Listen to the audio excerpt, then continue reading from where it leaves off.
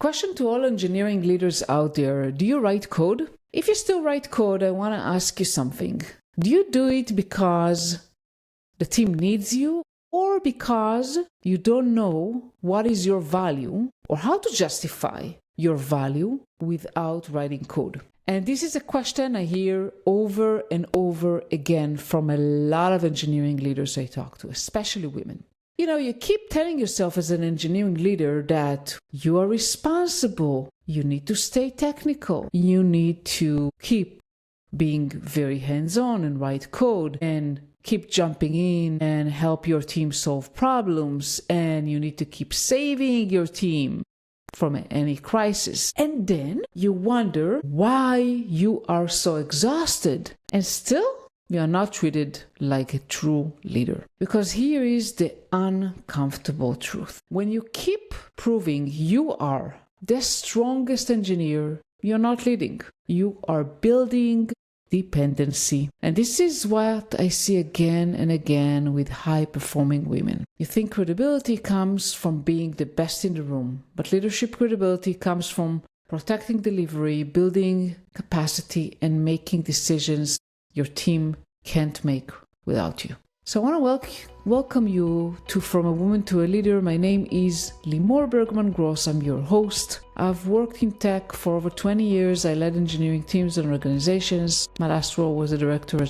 of engineering. And for the past 6 years, I've been helping women grow and succeed in tech. And in this episode, I'm going to show you what engineering managers are actually paid for. We're also going to tackle the question of the 50-50, kind of 50 management, 50 coder model. Does it work? And what to do when your company keeps changing the expectations, but still expect you to carry the weight. And you know, you'll hear this backed by my guest today, Cecilia Borg. She is a very experienced CTO and transformational leader. And listen to the biggest point of this episode. If you don't redefine your job, you'll keep working twice as hard for half the authority. So if you struggle being seen as a leader and you still work yourself out so hard, you must listen to this episode. So are you ready? Let's dive right in. Hi, Cecilia. How are you today? Excellent. Full of energy and happy to be here. Likewise. Very happy to be here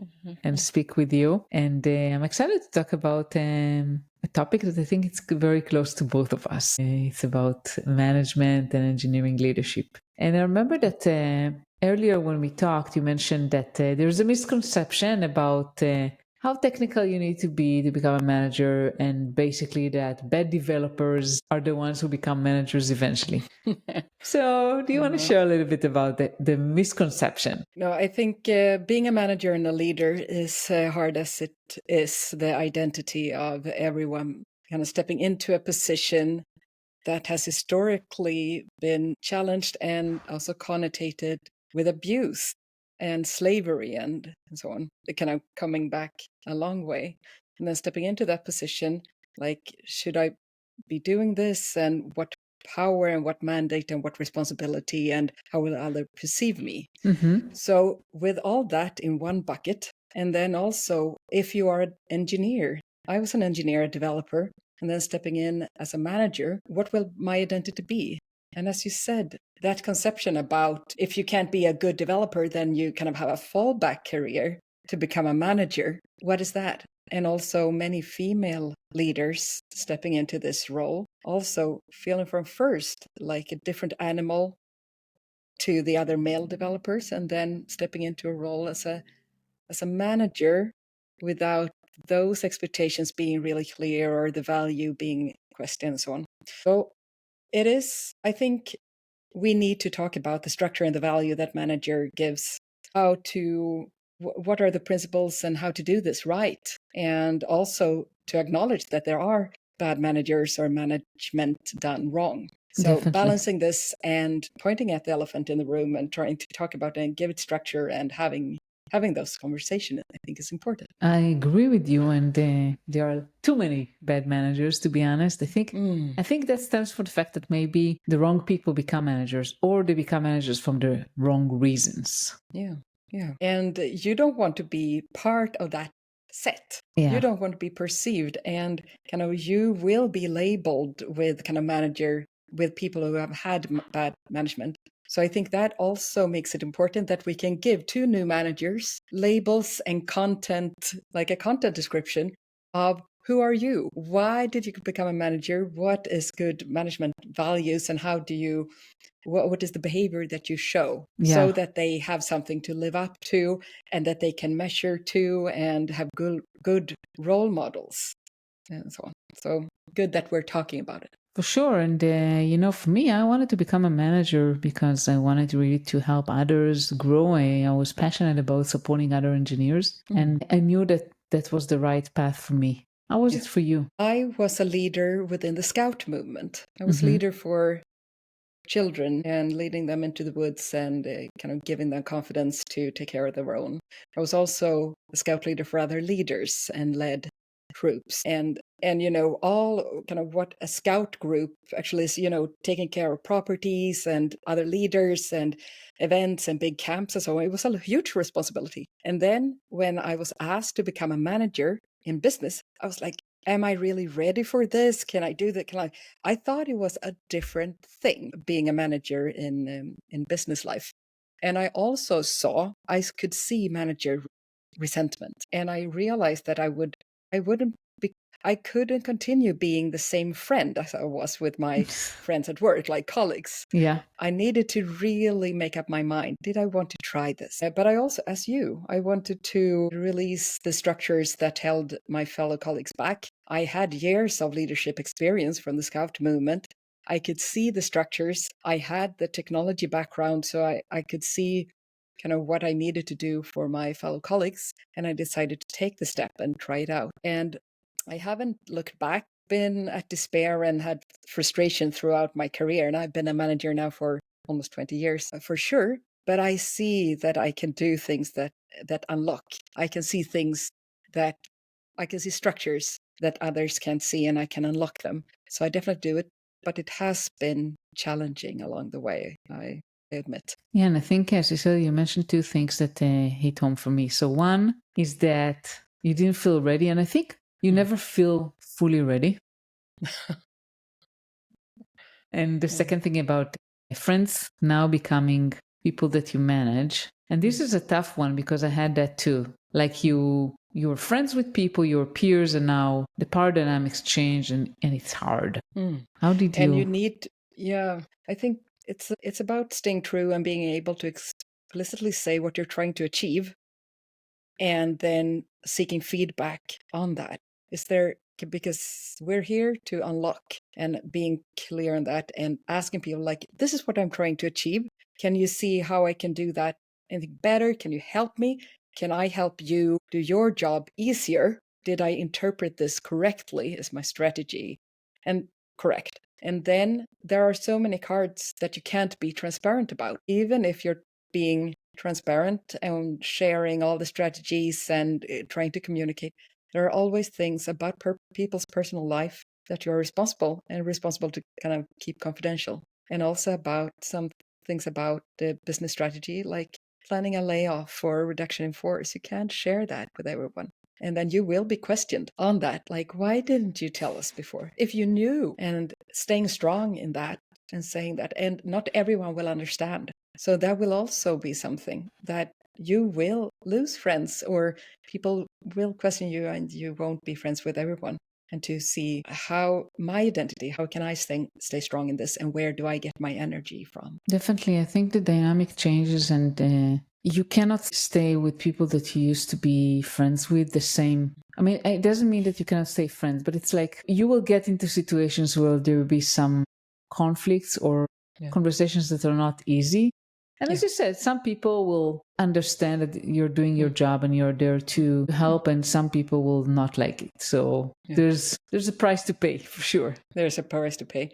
And then people don't, and remembering that people won't see the same structure as you see, and kind of why sometimes we need to rip off the Band-Aid and just get, because the path we're on is not leading anywhere. Yeah. That we're seeing the consequences coming up, and that people won't see it. And then I've had friends and old colleagues coming up to me, when drinking beer or kind of when meeting, and saying that now we understand, now we see. But it kind of it had to be a couple of years, and they had to see for themselves what was the possible consequences that they had never experienced, but they can see it now at other companies and so on. So I think measure against good role models and talking about staying strong, to support each other as managers, and talking about, is there any other possibilities? What are my alternatives? And not having people to talk to when you're making tough decisions, to weigh different options, because the decisions are so tough. Yeah, I mean, I think that one aspect of great leadership, in my opinion, is to be able to make decisions, and especially tough decisions. I mean, this is part of leadership.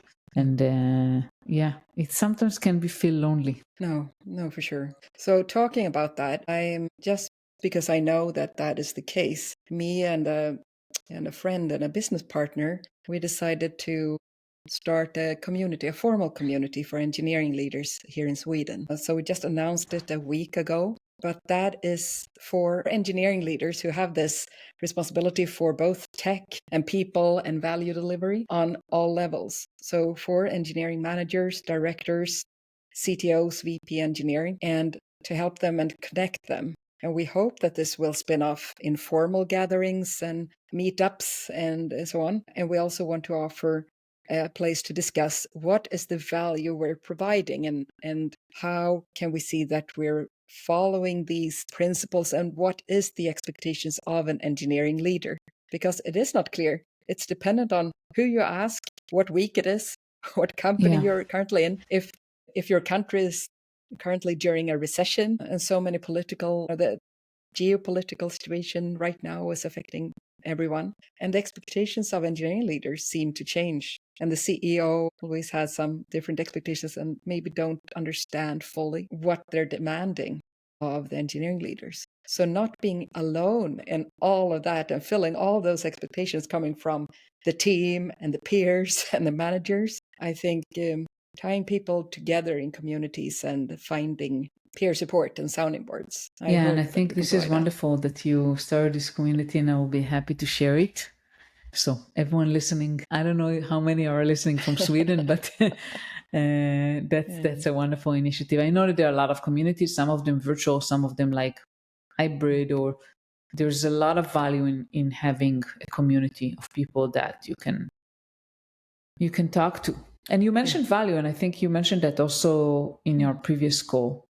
So in your opinion, and based on your experience, what do you think is the business value that managers provide? So engineering leaders have the responsibility, or it differs between companies, right? Yeah, of course. But in my world, they have a responsibility for delivery from the development team. It's not always the case. Sometimes that responsibility lies on the product manager, but I think it's really good if the how and the delivery lands on the engineering manager. So the delivery and also the development and health of the individuals in the team, and the team health, how the group dynamics of the team and how they deliver and thrive and perform together. And then also a strategy both to increase the capacity of the team, to create a strategy of that, to see that we are open to opportunities, looking ahead and seeing that, okay, AI is coming.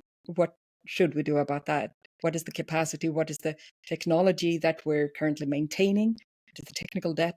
What is the capacity and competence of our team? What capacity do we need to add to the team? And this is the value of the engineering manager, to actually take full responsibility of the delivery of the team and make sure that increase over time, and make sure that we have the retros following a short sprint or a couple of weeks to see, did we deliver what we promised to? And if not, how can we improve? And how can we improve, and what comes ahead?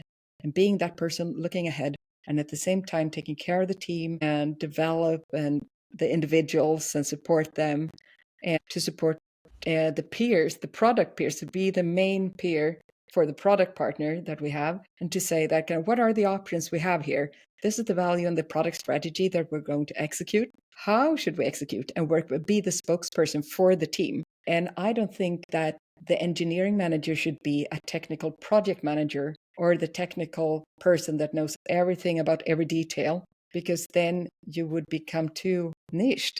We would never find that person because the expectations always change with time, what the newest technology stack is. But you need to have the capacity to ask the right question and to work with a staff engineer or architect or tech lead to understand and to work with the team to see, are we going to meet this deadline? What is the technical strategy that we need to implement?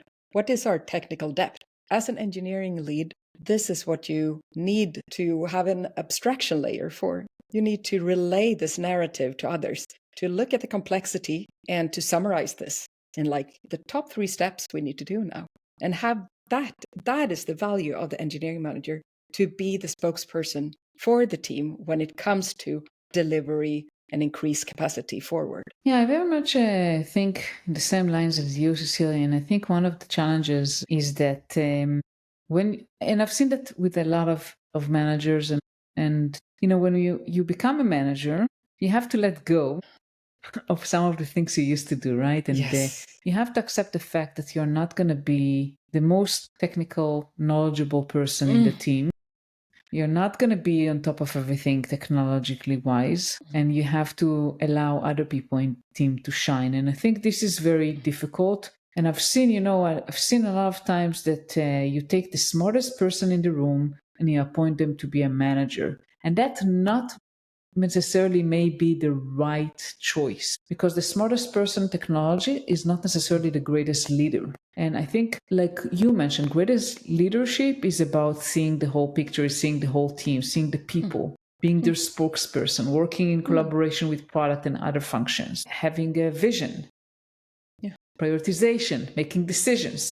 And to do all that, you really have to look a little bit above and not dive too deep. Yeah. And seeing the bigger picture, as I said, kind of being the spokesperson for the team needs a spokesperson for the organization, helping after an all hands meeting or a town hall meeting where the CEO has been there explaining his vision, his or her vision, and the product manager and the salespeople. Then, like, what does this mean? The engineering manager needs to be the spokesperson for the organization into the team and saying, this is what I heard.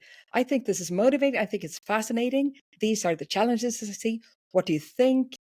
What did you hear from this meeting? So, and not only leave it like, okay, you heard what they say, let's go do it. I think the engineering manager needs to be the spokesperson for the organization and be the translator, the interpreter. What does this mean? And stand for a business narrative. And in the same way as being able to show the top 3 important things from the team to the rest of the organization, the same thing here. What I see is relevant from the organization that we need to take account into our team is this thing, are these things. And I think they rank in priority like this. And talking to the team and make it matter to them.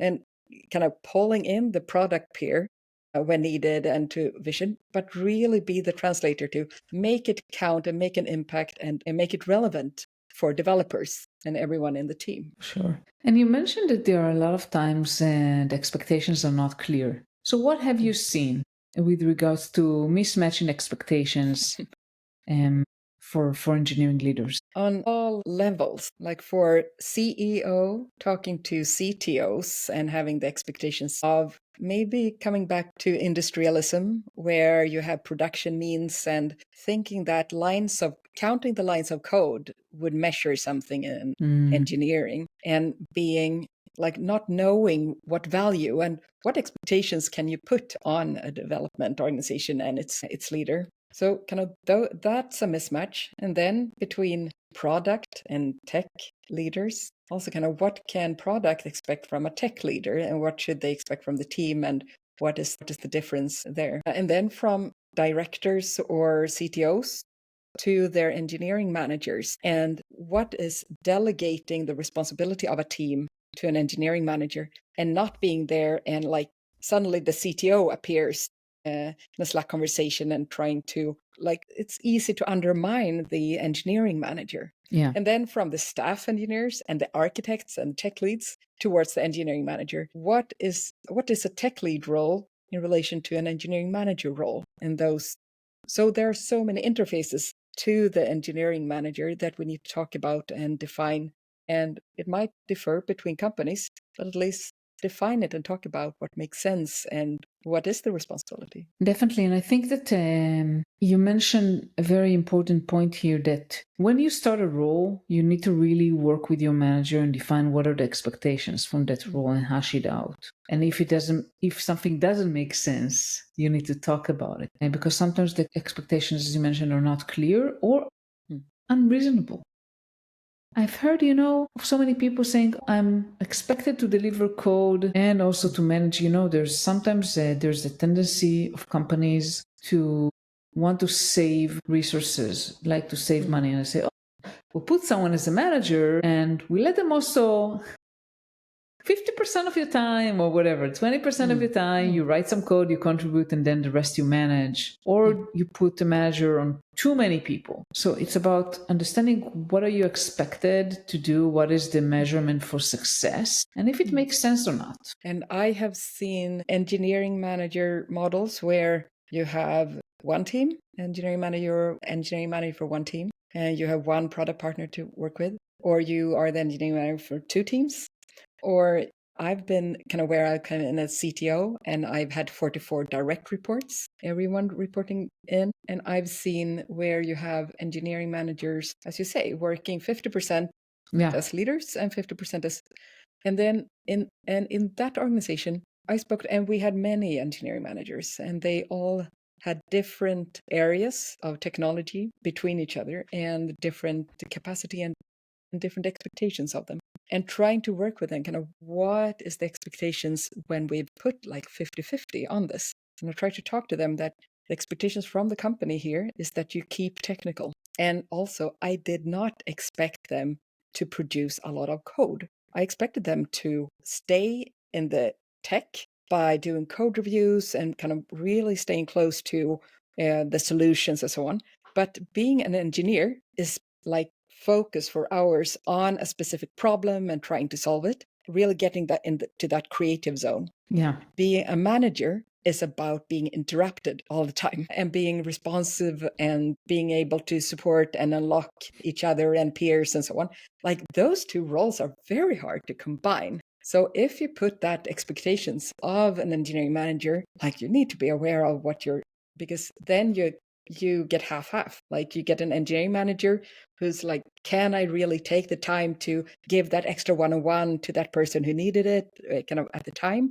And then kind of the code I produce is not really on par with what I expect. And then kind of being ripped out. And then a week later, the code has changed and the team has moved on. And like putting your head into that code again, this is possible. So I think you need to be very aware of what you're asking from engineering managers. And I think staying close to the team, the expectations I have, staying close to the team, understanding the tech they're working with, being able to call engineers out on some things when they say like, this is impossible or this will take months or so on, like show me. You can pair program or shadow engineers for an hour just to say, I want to get closer into kind of what you see. Can I pair with you for an hour? Like that kind of technology, that kind of engagement from an engineering manager. But asking them to produce code for production, like I don't believe in this. I mean, I personally think that if you ask someone to keep their individual contributor hat, like to write code and deliver, and also to manage, you're basically going to get kind of mediocre on everything, right? I mean, you're going to have, engineer, you're going to have, some delivery as an engineer. The team is going to suffer because they're not going to have like really a manager. So you're not achieving anything. No. And I think the question, though, that mostly new managers ask themselves is, if I don't write code, what do I do? Yeah. And as you said, there's so many things you need to do. You need to partner with product. You need to understand the market. You need to figure out how the team can operate better and know the individuals, know them as a team. How do they operate? What are the challenges? How do you, as you said, how do you improve it? How do you make the team operate even better and perform better? There's so many things to do. The problem is, I think that many times, at least for me, I mean, you've been put in this position and no one gave you a handbook. No. And you just say, go manage. And that's where I feel like a community of yours can be really helpful. Yeah. I think So the group dynamics and following, I think we have a good culture. There exists a good culture of keeping one-on-ones, holding retros, holding the team responsible for the output. And you don't have to micromanage in that. You have to ask the right questions and to see how do we become better? Okay, now we missed the deadline again. We set up our own deadline and we missed it. Was it the estimation? Was the solution? Why did we? Asking those kind of questions and helping the team make really good retros if they don't do it themselves. Yeah. So, and I think that whole thing, we're starting to get a good culture in the kind of whole tech community. I think the next step is tech strategy and capacity. Kind of how do we increase that? And becoming really good at creating tech strategies on all levels. And creating a strategy, that's a leadership thing. You don't always think about that as a developer. So that is a thing that, like, becoming a manager, like, no one told me, like, what is a good manager? And then you can read all these strategy books and really feel scared about how does this apply to my team? And I think becoming good at identifying what is the bottleneck or what's hindering us from doing this. And it could be collaboration in the team. It could be a people thing. It could be understanding the business narrative. It could be breaking down a problem. Maybe some staff engineer have come with a solution that the team doesn't understand, or not producing different options. So helping there, understanding why aren't we making progress, or why can't we estimate, or why can't we come up with these good solutions? Estimating the tech debt, understanding what kind of tech debt, how much, and which one of the tech debt should we address, and just getting a list and not making it like fragmented and we're like addressing everything, but like, what are the magnitudes of the things that are hindering us that we should start with? What are the top 3? And what do I believe is the benefit of addressing it? Because addressing tech debt is something that there will always be tech debt, and we will never get it to 0. And there's no business value in getting it to 0. So where is the business value in addressing the tech debt? And being that translator, because the developers often struggle with this. I've met so many developers that are sick of like trying to explain why they can't work with the code. And they're just pointing at the code and saying, I can't work like this. And like, why is this bad code? And I think for an engineering manager, they can talk to engineers and say, okay, why is this bad code? And trying to understand, okay, so if it's a lot of teams working in the same code and then you quickly develop this spaghetti code, or are we working in different branches so that we're not using a trunk-based approach and giving a lot of lead time? Like, what are the principles? What are the technical indicators, key indicators that we should aim at that we're not optimal, where we're not optimal? So tying and making that a strategy. We should address this because the lead time is holding us back. And if we address this, we believe that we could get the lead time down by minutes. But trying to quantify and qualify the tech debt and what steps, and teaching our engineering leaders and engineering managers this approach, I think that would make the whole tech industry take a leap and would kind of produce and really see the value of engineering leaders. Definitely. And I think that towards business value is like, if you remember anything from this conversation, for those who are listening, you have to think about the business value in everything that you do pretty much, right? Because eventually you're there to produce business results. Wow. I can't believe time flies. So Cecilia, tell our listeners how they can find you. I'm on LinkedIn, Cecilia Borg, and I'd be happy to connect. And I often just answer a lot of questions, and people ask me a lot of things there. And I have a webpage called doitanyway.se, doitanyway.se, okay, where I put up a lot of resources that I often refer people to. So look at that webpage and contact me and stay in touch for anyone. I'm a part of this welcoming, inclusive engineering leader community, and I'm happy to help. Wonderful. I'll share both. And thank you so much for the insightful conversation, Cecilia. Thank you for having me, and thanks for the wonderful conversation. Thank you so much for listening to the episode with Cecilia, and don't go yet. If you think this episode was helpful, please share it with anyone that needs to hear it. I want From a Woman to a Leader to reach more women and help them succeed in tech, so I need your help. Please subscribe and share this episode with anyone. who can really benefit from it. And next, we're talking about the leadership habit that looks professional but quietly drains you and your team. Pretending everything is fine. My guest Megan Warren calls out the old extractive model that expects you to leave your humanity in the door, then punish you when you finally break. We get practical. What to say in a meeting when you're not resourced. How to lower tension fast. And how to lead without acting like you have unlimited capacity. Because many women that I coach and I meet try to do everything, and eventually they reach burnout and they're just, they don't know how to continue. If you're tired from being strong or being the strong one, hit follow now and share this with any woman that holds it all together for everyone else. And I'll see you next week. Bye.